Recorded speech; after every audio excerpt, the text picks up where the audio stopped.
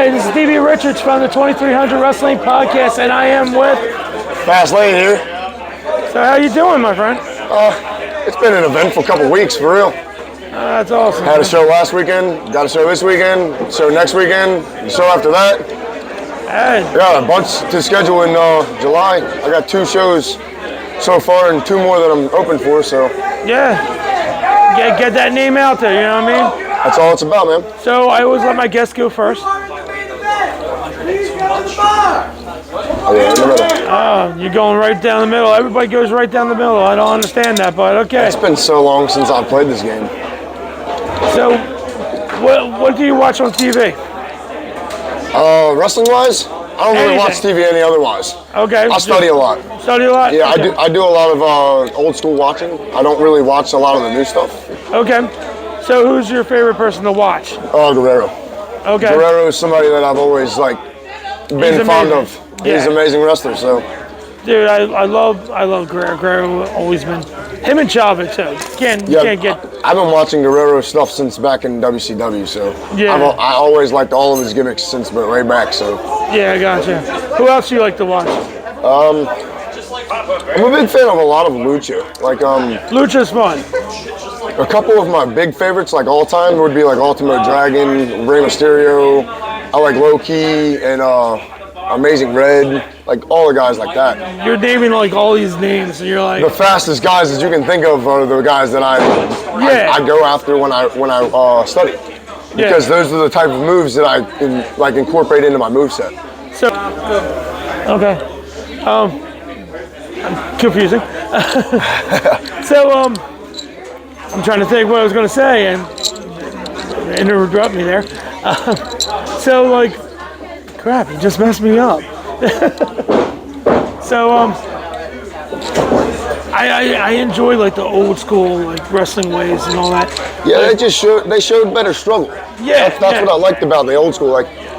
Nowadays you see it, and you see that it's choreographed. You can see where they're talking to each other. You can see the Iggies. Back then you couldn't. And if you've seen an Iggy, you didn't see the move that was transitional until a few minutes later. I was watching Regal versus Pillman, and I was like, oh my gosh, this is freaking awesome, because I don't remember that match, you know what I mean? Big Pillman fan, big Regal fan, so I'm hyped to watch that match. Yeah, Pillman was another one that him and Austin I really watched a lot of. When I was working on my character, I tried to watch a lot of guys who went through struggles. Dave told me to come play Connect 4 with y'all. They really went through struggles trying to find the gimmick that they were trying to actually use. Yes. And then once they found the gimmick that they could actually go with, it blew up for them. Yes. And it really worked. Oh. And that's kind of what I went through.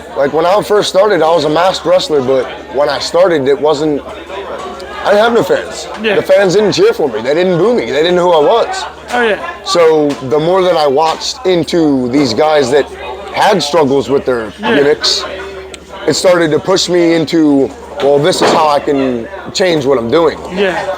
Come out, make my entrance longer, make them wait for me to get in the ring. Actually make it to where they're gonna cheer no matter what happens. Oh, yeah, oh, yeah. So what would be the best advice to tell somebody that wants to get into this business?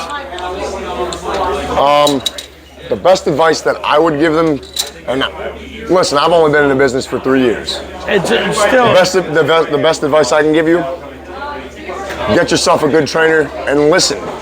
Don't try and act like you know what you're doing right off the bat, because even if you do know what you're doing, there's things that you can do better. correct. I pride myself on getting constructive.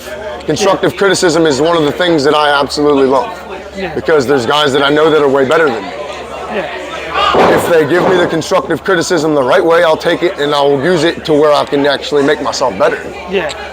That's all it's really about. Surrounding yourself with people who will actually help you and not break you down.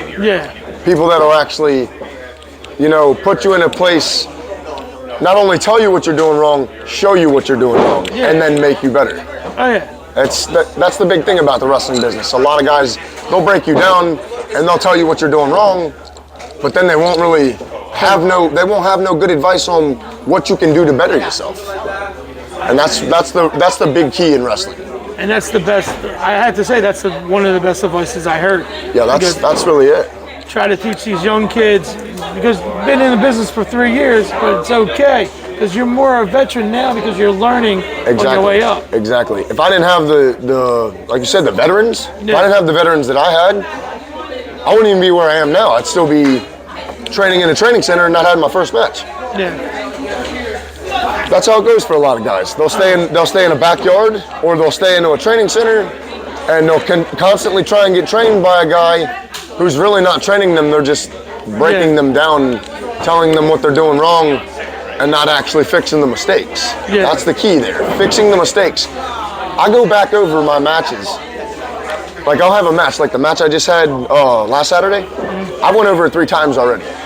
Just going over the stuff that I could have done better. Gotcha. And that's the one thing that I've always prided myself on. Be better than I was the last time I went out. Gotcha.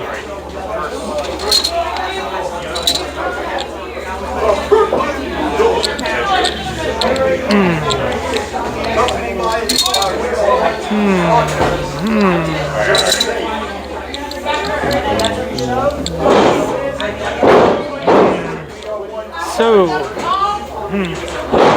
do you watch any ECW? I do. I used to have the whole collection of ECW.